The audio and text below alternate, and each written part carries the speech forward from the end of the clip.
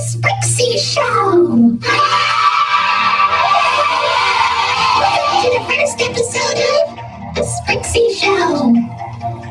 Today, we're going to be looking at something so interesting and so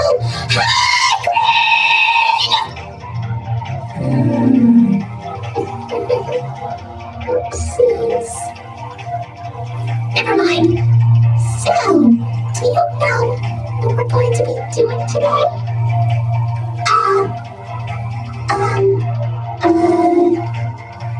review? You betcha! Are you excited? Because I'm excited. Well then, here we go. This is our first review. Welcome to Pooh Corner. It's a good place to start, huh? Agree. I heard about this show. It's, well, don't worry, Orange. Please just calm down. It's okay. Mom, I don't want to hear about it anymore. Please. I don't like this show. I want to go home now. Can we just skip this review, please? Please. Anyway, let's continue with the review. Well, first of all, it looks like an innocent Winnie the Pooh show, huh? Well, it is. It's worth noting that this is the very first Winnie the Pooh TV series. And as you can see, it's live action. Who doesn't love live action? Okay, let's play it straight. Let's just take a look at some of the differences. The biggest difference is Winnie the Pooh himself. He looks like Winnie the Pooh, only some people think he's creepy looking. Well, the cartoon Winnie, he's kind of cute. As you would expect, that's his regular appearance. But the live action part of Pooh Corner, he's kind of, well, dare I put it, a little bit unnatural. I mean, his head seems a little too small, obviously because it's a costume, and people don't have that big of a head. And I don't know, just seeing him walk around in like full body when there's somebody in the costume, it's just, I don't know. And don't even get me started about those eyes. I don't know why they made his eyes look like that, but I guess it's just so he can blink. Who can blink without those? And does anybody know what they all look like? I assume they look like something. It's probably because of how low budget they are that they can't really afford to make them look so good. You know what I'm ignoring? Piglet is, well, he looks kind of cute. I'm pretty sure that the person who made these costumes had to make sure that they fit the people, were able to have their heads and their bodies be perfectly fit. But Piglets, I wonder how small the person in the Piglet costume was. Probably a little person or something? I don't know. But let's look at the differences between this Piglet costume and the cartoon Piglet. Well, the head's a little bit roundish. Also, this version of Piglet wears a scarf. Well, Piglet, we all know, does not wear a scarf. I mean, it is a cute looking scarf. I do like scarves, but, well, I don't know. He does look cute in that scarf, I must say. Now let's look at Tigger. I understand Tigger is known to bounce on his tail, but because this is live action, I'm guessing there was no way they were able to make him bounce on his tail. I mean, a fake tail tail isn't as strong enough as, say, well, any tiger's tail, I must say.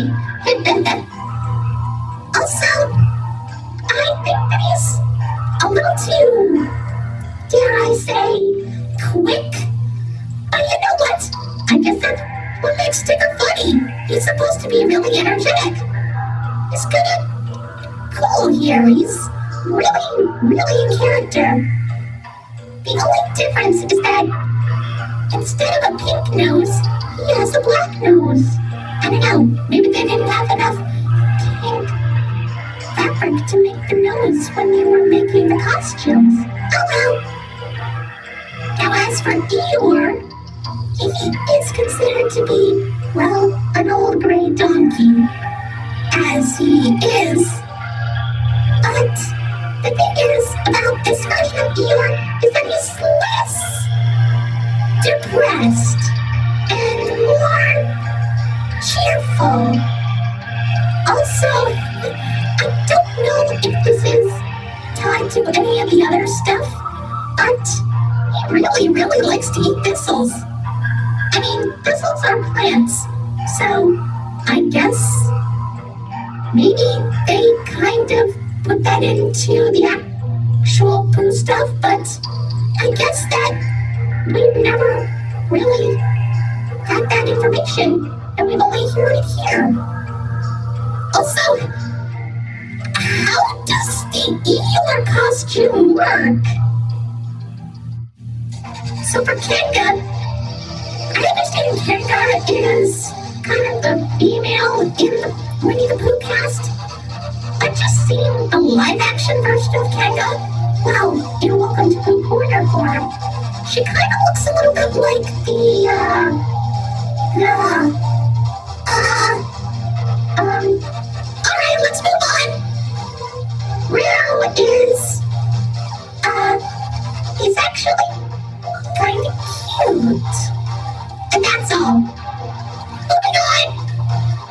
As for Rabbit, okay, going back to the costume proportions, and, well, the reason why they look like this is so they can fit the person in the costume. But for this, I feel like Rabbit looks a little bit too wide. Well, the cartoon Rabbit is more, well, thin, I must say. Also, I noticed that Rabbit is less cranky than his original cartoon counterpart. Maybe the people who make this show just don't like Rabbit being a jerk. Finally, we have Owl. Owl, well, I'm guessing he's more of the, I don't know, he does have the gag of, or the running gag, I must say. Much like Eeyore with the thistles, he likes to talk about his relatives. But you know what? Well, I'm guessing that's kind of a thing he could do. I mean, yeah, sure, he can be very mature and wise, but, yeah, just hearing him talk about his relatives is kind of amusing, I guess. I'll stick with that. I can understand. Gee, Green, I never knew that the characters had some interesting looks and personalities. It almost felt like that I missed something from the original stuff. Or should I say, the actual stuff that's been around for the longest. I know. And you, on the other hand, always respected them as creepy. But if you keep on looking at them, they might not seem creepy at all. They're actually kind of cute and really funny. Yeah, sure, it might be pretty low budget. They probably didn't have enough money. But I see them as just okay. They're supposed to be pure and sweet. adorable. And they are, just like in here. I'm not sure about that, because look at this. PSAs with Pooh? Exactly. PSAs. We need to talk about them. Why are you wearing glasses? Oh, you know what? I don't know. According to this, it seems that they did these PSAs for educational children, for schools. They talked about school bus safety and stranger danger. Oh, that's nice. I guess it would have been... Wait, what? School bus safety, etiquette, and stranger danger? Are you telling me that they also educate children at school? Yeah. Is that a problem? I can't believe that those kids were actually able to pay attention without, worrying. Don't worry about anything.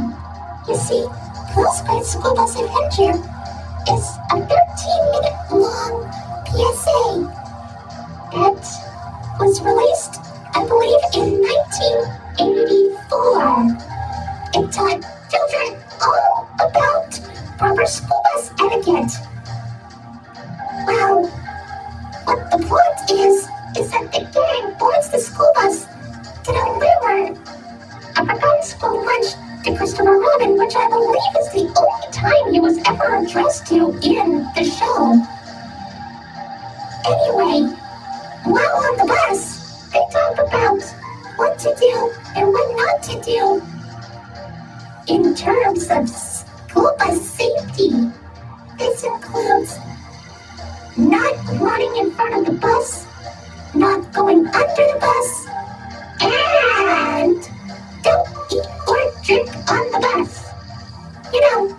Proper safety, school bus stuff, all that kind of, stuff like that. I mean, it's not really that popular. In fact, I'm pretty sure that you can only find a VHS copy of it somewhere in, I don't know, a really old vintage antique store or something. Some kind of thrift shop. There's no way you're able to find it in a library anymore. Unless you look hard. Really hard. I mean, come on. I feel like that this is probably one of the most jarring things I have ever experienced from Winnie the Pooh, but there's more. However, there was another PSA, which is obviously the Stranger Danger one. Too Smart for Strangers was released in 1985 and was 45 minutes long. That is a very long one, but it's only lasted 45 minutes. In this one, you have to learn all about stranger danger. It features a few kids talking about what to do when approached by a stranger and what they do when, that happens. And of course, the Winnie the Pooh characters also give some tips on how to stay safe. Don't let a stranger in your house when a parent isn't home. Don't take anything from a stranger if they offer it to you, and run away when approached by a stranger while on the street. The reason why this is so infamous is because, they also talk about molestation, which is, touching private parts. They talk about private parts in this. But despite all of that, it's still a really good show, just like all the other ones. Well, that's our show.